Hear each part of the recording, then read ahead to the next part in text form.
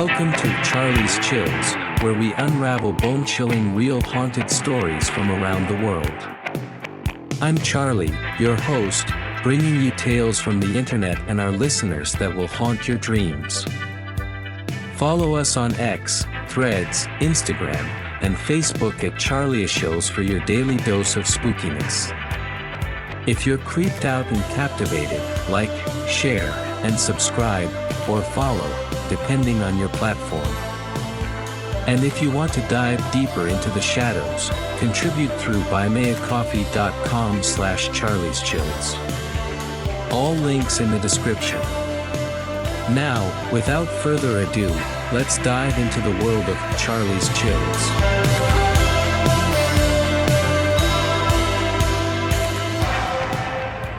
I'm here to share a bone-chilling story, one that's been handed down through my family, particularly from my aunt.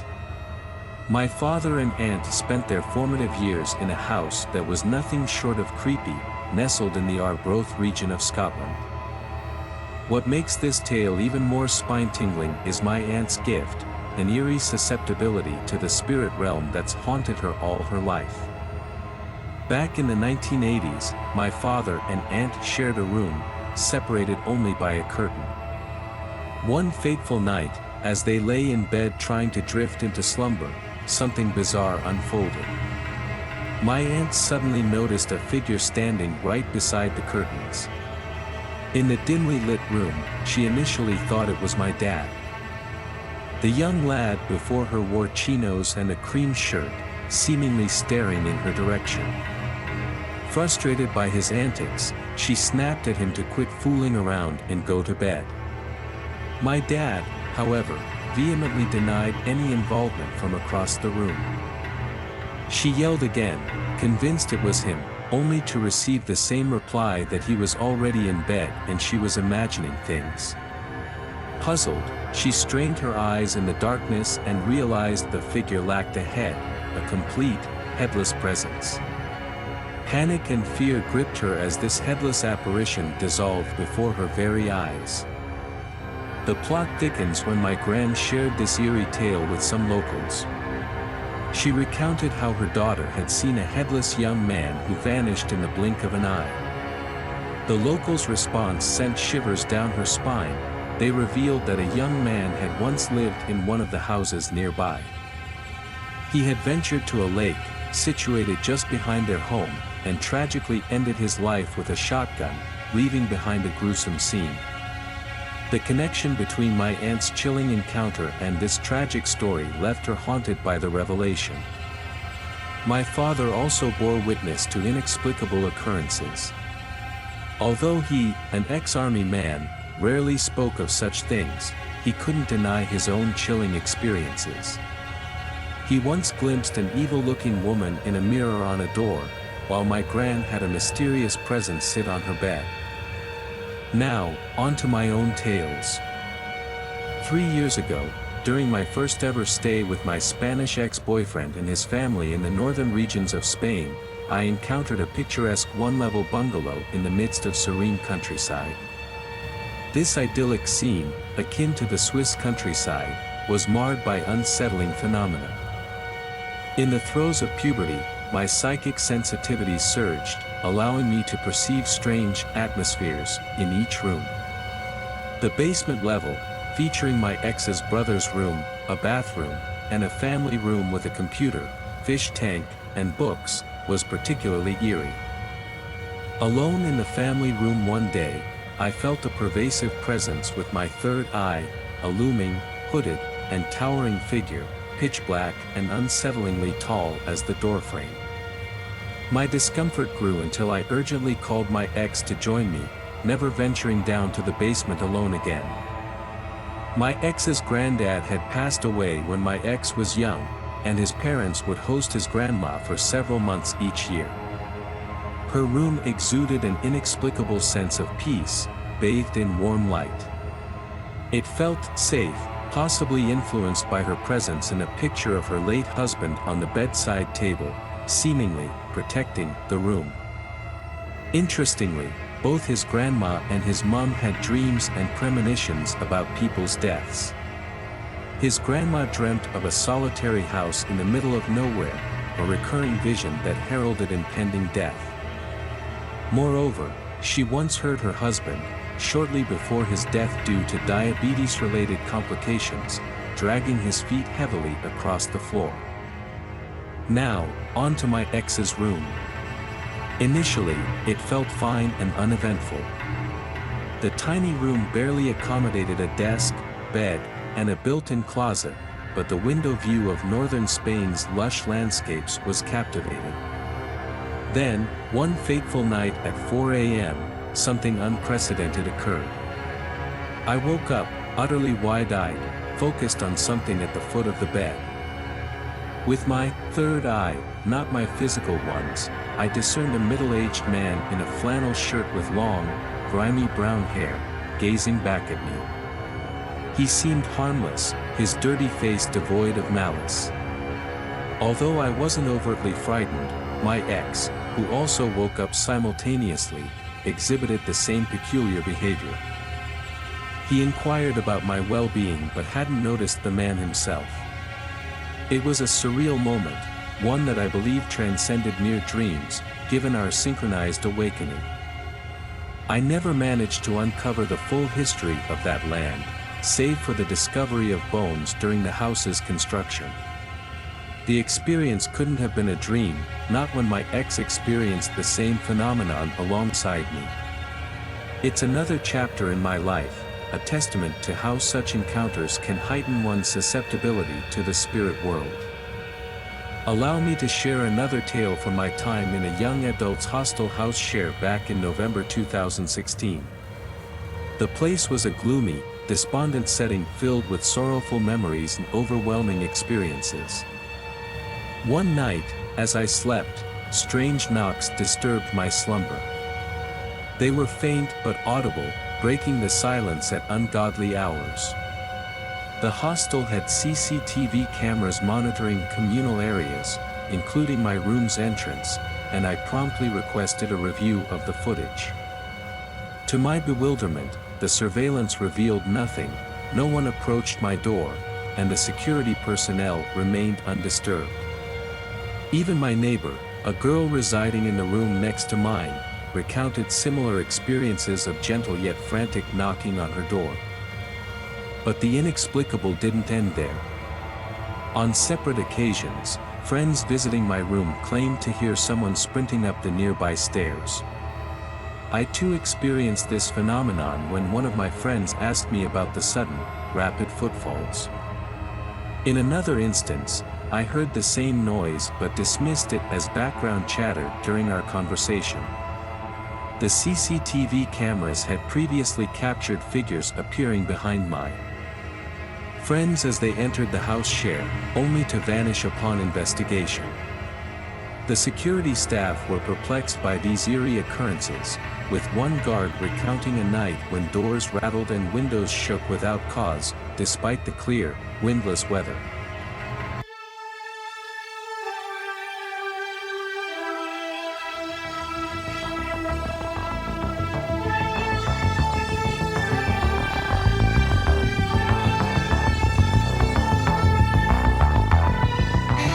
Ladies and gentlemen, we've just ventured into another eerie tale from the depths of the unknown. But fear not, there's more spine-tingling content coming your way after this short break. While we take a breather, remember to follow us on X, formerly Twitter, Threads, Instagram, and Facebook, at Charlieshills, to stay updated on all things supernatural. If you've been enjoying these chilling stories, be sure to like, share, and subscribe, or follow, depending on your platform, so you never miss a heart-pounding episode. And for those brave souls who want to support our quest for the paranormal, consider contributing through buymeacoffee.com/charlieschills. So, don't wander too far.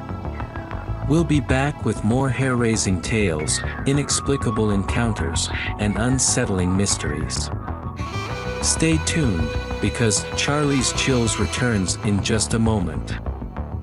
Keep those lights on, my friends.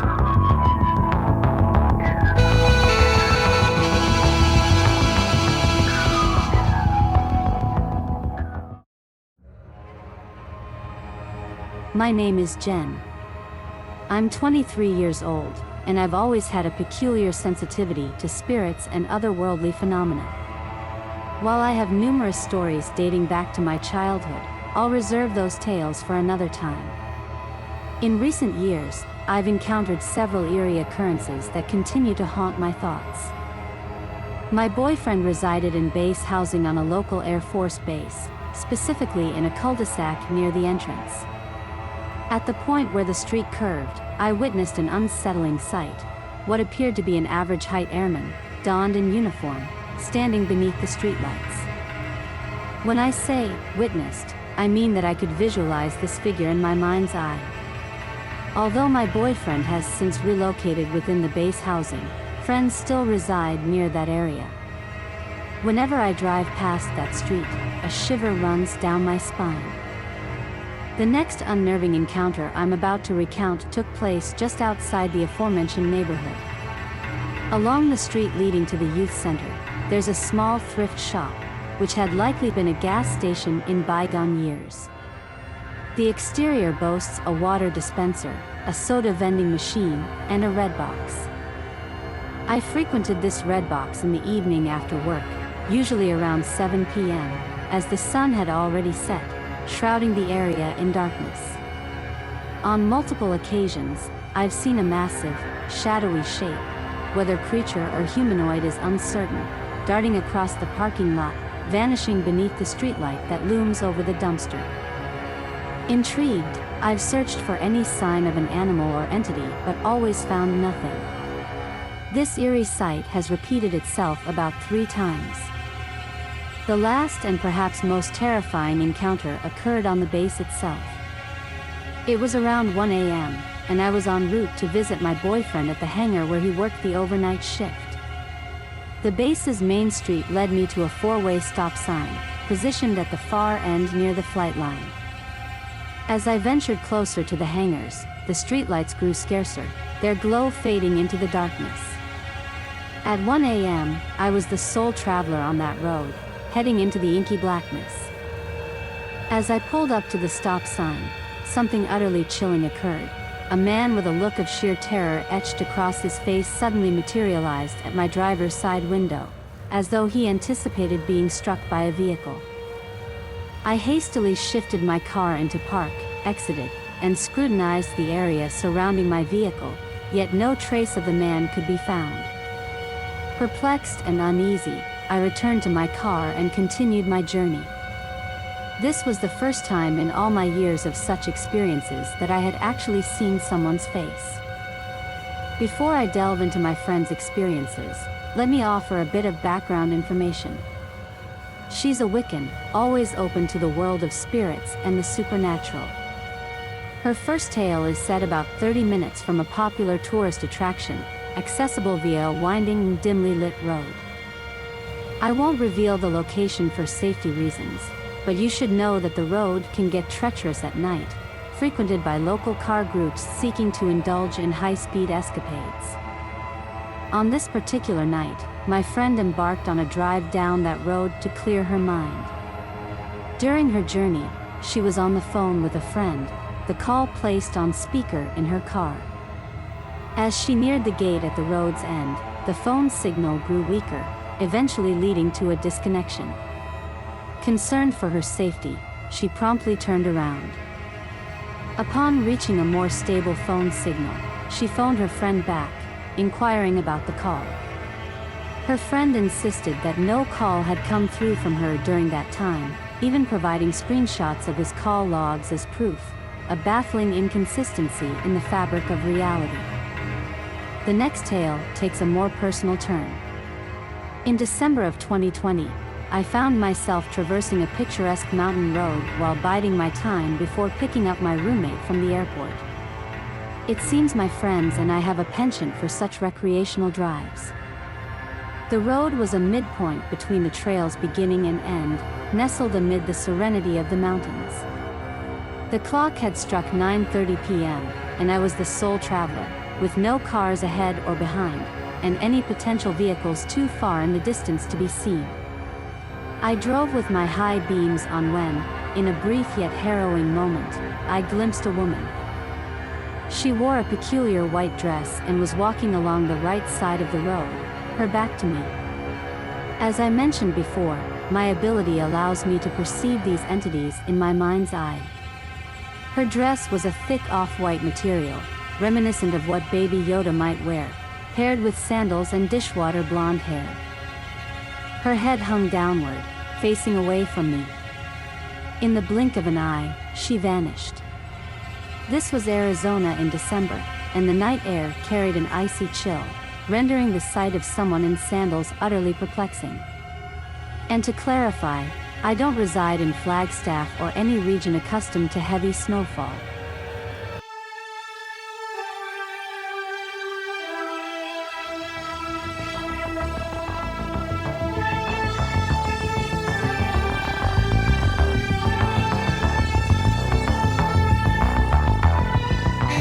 Ladies and gentlemen, we've just ventured into another eerie tale from the depths of the unknown. But fear not, there's more spine-tingling content coming your way after this short break.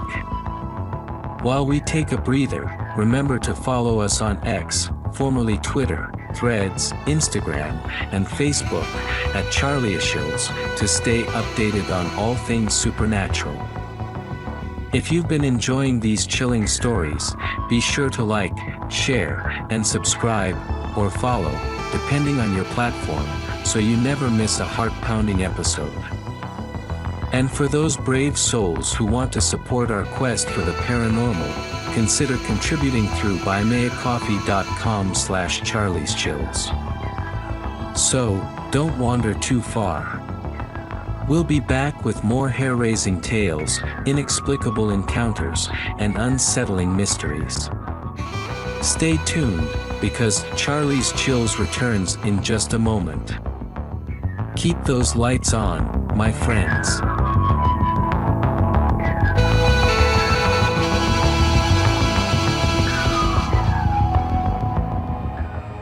I want to share some of the eerie encounters that punctuated my childhood. Now, as I've left behind the tumultuous years of puberty and adolescence, these otherworldly experiences have become a distant memory. Still, I cherish the inexplicable events that unfolded in my youth, even though they often sent shivers down my spine. This tale is a bit lengthy, but here it goes. One of my earliest memories is from a visit to my nan's grave, a few years after her passing. I must have been quite young at the time. My mother and I stood by her resting place, tending to the memory of our beloved Nan. Suddenly, I heard a joyful, serene voice call my name. I stood near some bushes, and beyond them, two ladies engaged in conversation. But the voice I heard was clear as day, distinct from theirs, as if someone were standing right beside me. I turned to my mother, who was several feet away, low to the ground, busy with her task. I asked her why she had called my name, perplexed. She had no idea what I was talking about. Her position would have required her to shout to reach me, but this voice was gentle and calm. I am convinced it was my Nan, reaching out to me from beyond the grave. In my aunt's old house, I experienced another chilling encounter. I was staying in the largest spare room one night.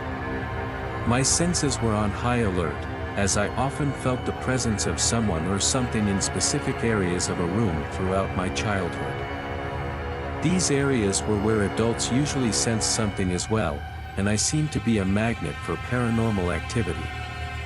On this particular night, my senses were practically screaming at me, and I felt the ghostly presence of a highwayman. He stood about 15 to 20 feet away, fixated on me. He wore all black attire, a long coat trailing down to his calves, a tricorn hat perched atop his head, and black boots. His hands rested menacingly on his hips, and his legs were spread in a confrontational stance. I turned to face the wall, trembling, and eventually managed to fall asleep with the duvet pulled tightly over my head. Unsurprisingly, I never slept in that room again. I also spotted another ghost in the bathroom adjacent to the eerie room.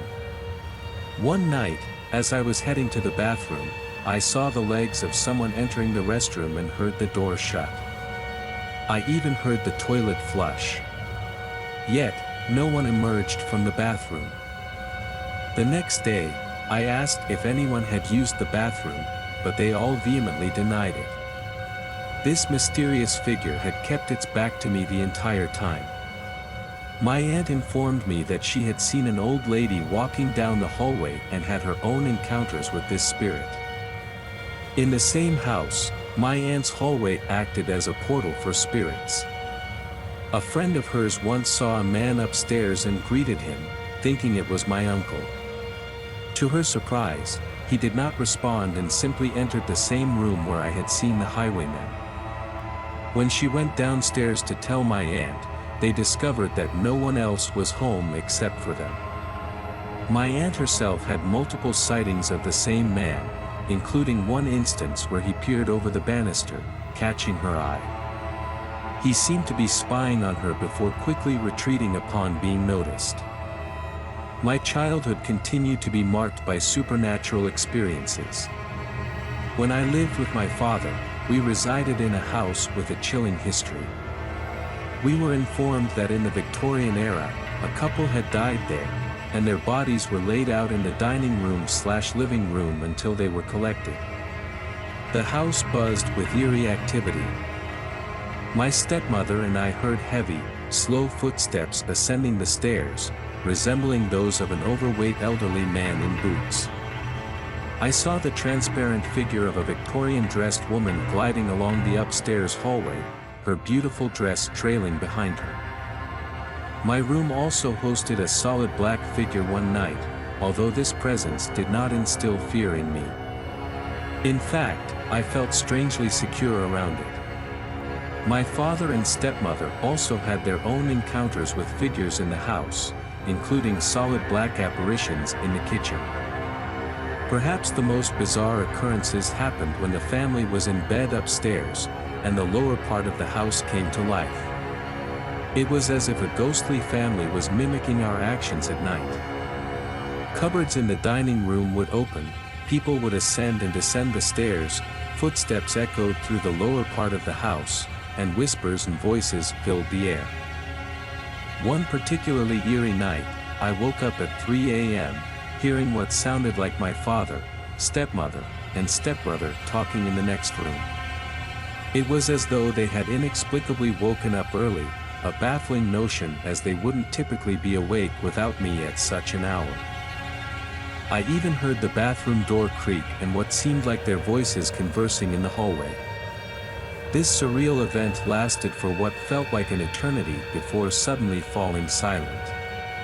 The next morning, I asked them about their early morning conversation, but they all vehemently denied any such interaction. It was indeed a perplexing experience, as the voices had sounded exactly like theirs. My journey through the world of the supernatural continued when I ventured into English pubs. England, known for its old and storied pubs, often harbors ghostly secrets. In one such establishment, I sensed the presence of a man in a dark trench coat, a local who preferred a specific corner of the pub to quietly observe the patrons. He kept to himself and never caused any harm. The manager confirmed the existence of this spectral regular, recounting stories of an old local who had a habit of sitting in that exact corner, silently watching the world go by. A few months later, during my brother's birthday party at a different pub, I had another paranormal encounter.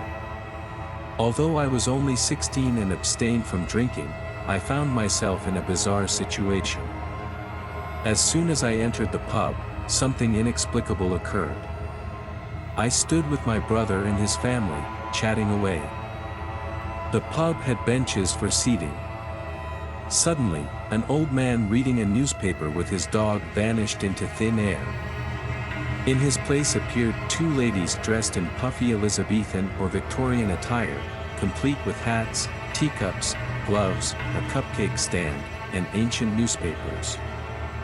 I was left in shock, for the transition had happened in an instant, as if the past had momentarily bled into the present.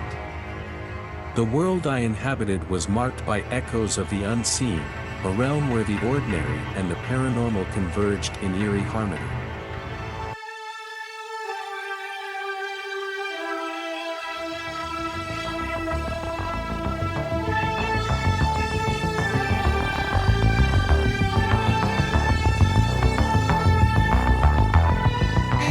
Ladies and gentlemen, we've just ventured into another eerie tale from the depths of the unknown. But fear not, there's more spine-tingling content coming your way after this short break. While we take a breather, remember to follow us on X, formerly Twitter, Threads, Instagram, and Facebook, at Charlieshills, to stay updated on all things supernatural. If you've been enjoying these chilling stories, be sure to like, share, and subscribe, or follow, depending on your platform, so you never miss a heart-pounding episode. And for those brave souls who want to support our quest for the paranormal, consider contributing through buymeacoffee.com/charlieschills. So, don't wander too far. We'll be back with more hair-raising tales, inexplicable encounters, and unsettling mysteries. Stay tuned, because Charlie's Chills returns in just a moment. Keep those lights on, my friends.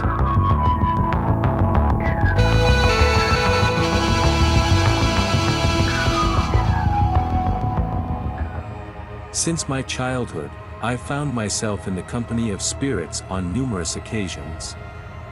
While these encounters may not be numerous, they have left an indelible mark on my life. One of my earliest supernatural experiences was a peculiar incident involving my mother's astral projection when I was a mere 6 years old. Though it might not fit the traditional mold of a ghostly encounter, it remains etched in my memory. This eerie incident transpired in the house I grew up in, nestled in the quiet town of Wheat Ridge, Colorado. I remember that night vividly. I lay in bed, wide awake, when suddenly, a ghostly apparition of my mother drifted through the hallway. A wave of panic washed over me, and I called out to her. To my astonishment, she responded from the adjacent bedroom, assuring me that everything was all right and that she understood what was happening. My second brush with the supernatural occurred when I was 8 years old, still in the same Wheat Ridge house. This time, I was lying in bed, fully awake, when I saw a shadowy figure silently traverse the space from our front door to the kitchen. Strangely, I heard no creaking floorboards, nor the customary sounds of a door opening and closing. Puzzled by this spectral encounter, I questioned my parents the following day. Both adamantly denied having ventured outside during the previous night. Fast forward to 2008, when I was 31 years old, and I found myself at a friend's house in Westminster, Colorado. He regaled us with tales of a ghost that haunted his abode, piquing my curiosity. Like a budding ghost hunter, I began to ask questions, encouraging any ethereal presence to manifest itself. Our impromptu seance yielded spine-tingling results. As I threw questions into the spectral void, we heard distinct taps in response, as if from an unseen visitor.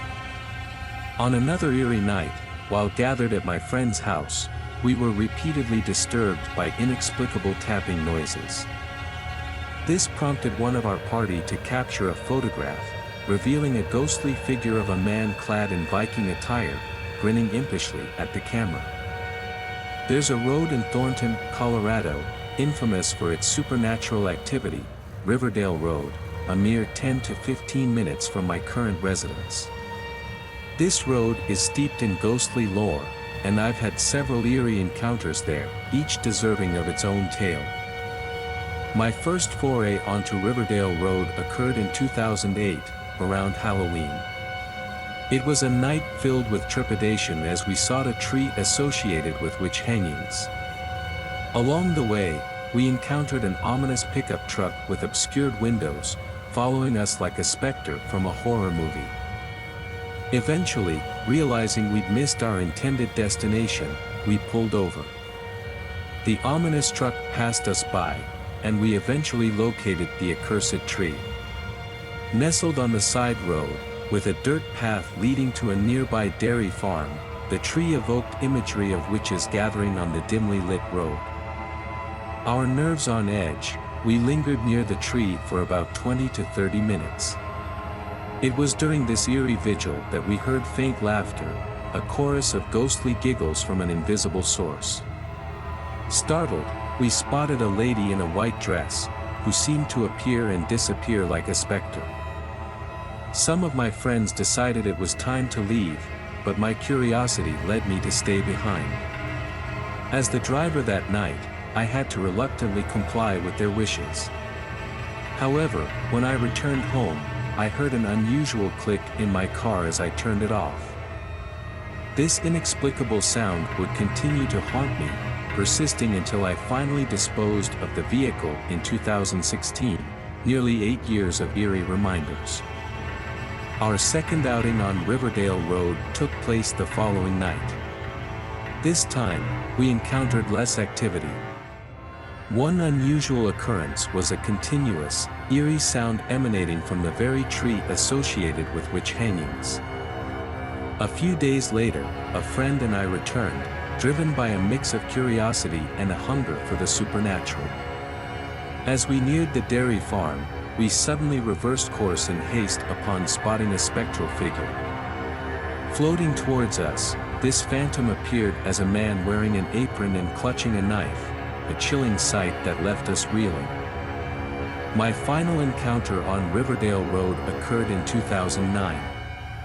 Determined to locate the infamous tree once more, we embarked on a quest that would leave us disoriented and bewildered. After we overshot our mark, a car sped ominously behind us, racing past us before vanishing into the dark void ahead. Alarmed, we retraced our steps and found the tree. We parked and ventured into the eerie darkness. A shadowy figure crossed our path, prompting us to make a hasty retreat.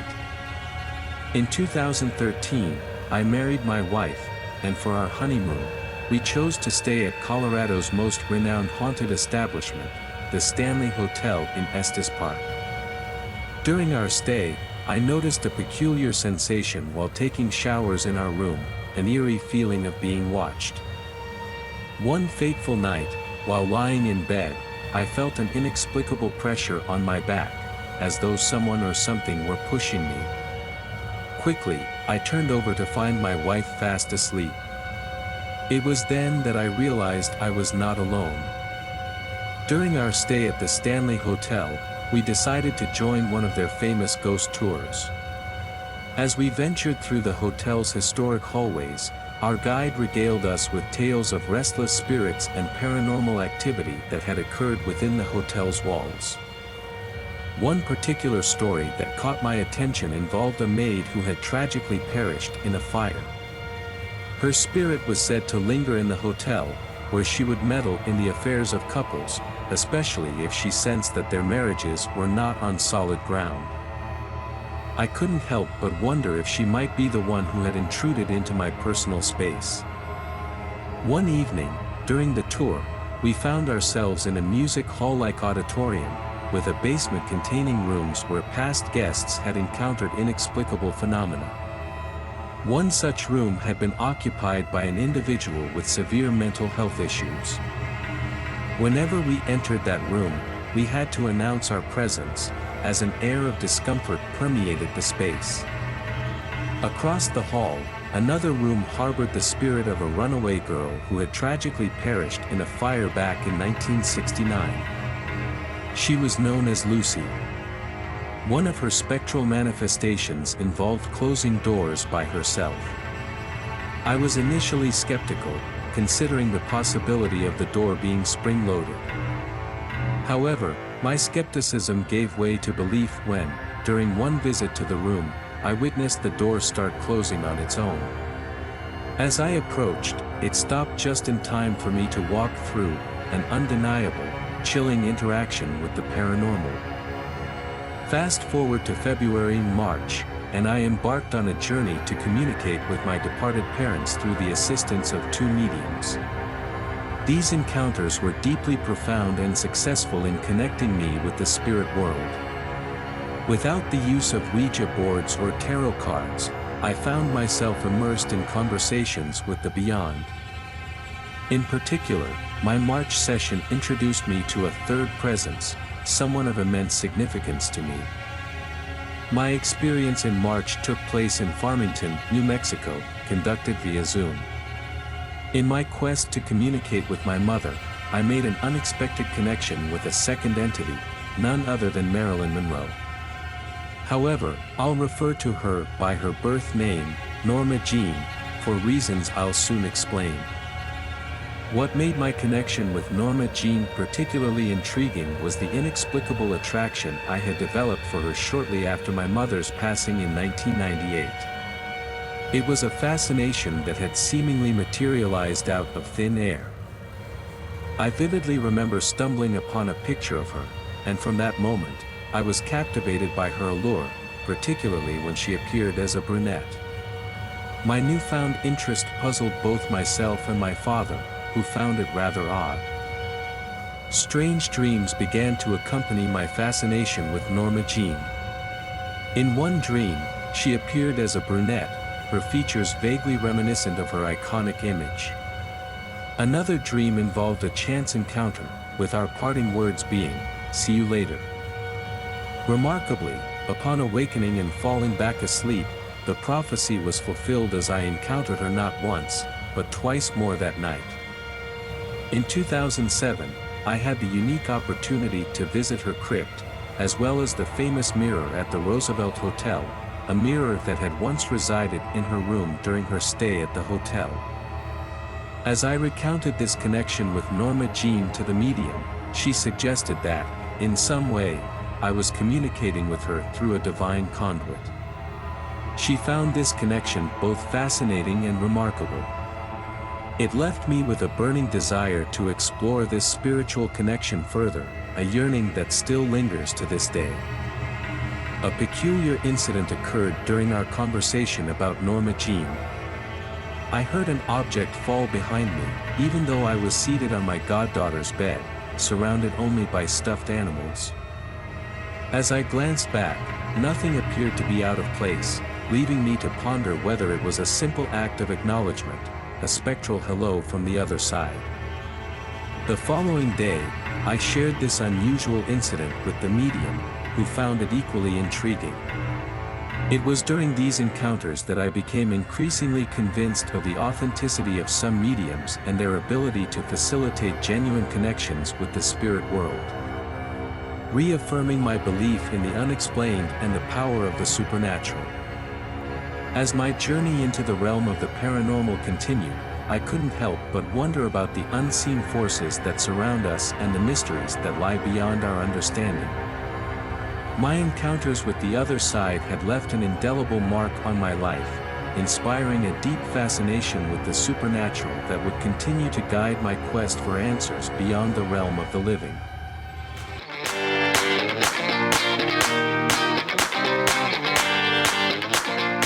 As we wrap up another spine-tingling episode of Charlie's Chills, thank you, fearless listeners, for joining our eerie exploration. Keep the chills alive by following us on X, Threads, Instagram, and Facebook at Charlie Chills. Like, share, subscribe, or follow, and stay connected. For those who dare to venture further, consider contributing through buymeacoffee.com/charlieschills. Your support fuels our haunting tales. Find all the links in the description. Stay haunted, stay curious, and stay tuned for more chilling stories. This is Charlie, signing off.